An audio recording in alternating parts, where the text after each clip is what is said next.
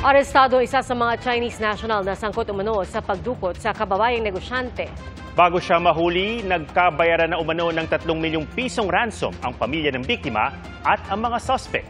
Saksi si Emil Sumangil, exclusive.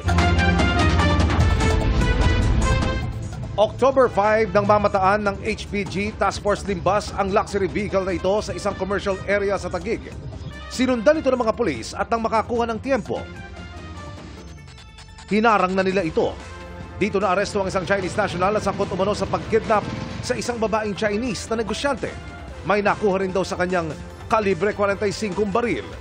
Positively identify po siya based dun sa picture at saka sa description na ibinigay sa atin ng isang kidnap victim po.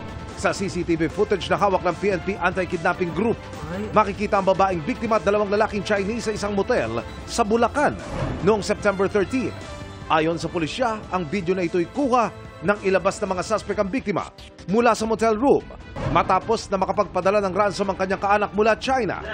Ayon po sa sa debriefing natin is nakakuha po yung mga suspect natin ng worth 3 million pesos. Isinakay raw ang biktima sa isang itim na luxury vehicle para ihatid umano sa inuuwian nito sa Metro Manila. Nakapost po siya sa Facebook Marketplace na for sale. Nagmamadali po yung possessor na maibenta o ma-dispose yung sasakyan. Sa market value po na 1.7 is inoffer po siya sa 1.4 po. Agad nakipag-coordinate ang AKG sa HPG na nagsagawa naman ng surveillance hanggang sa matunto na nga ang sasakyan. Nantanungin ang suspect kaugnay nito. Are you involved? No, I'm not. I can see it. Patuloy pang tinutugis ang 3 Chinese at 4 na Pilipinong sangkot sa kidnapping.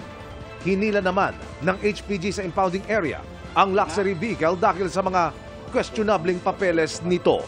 Para sa GMA Integrated News, ako si Emil Sumangil ang inyong saksi.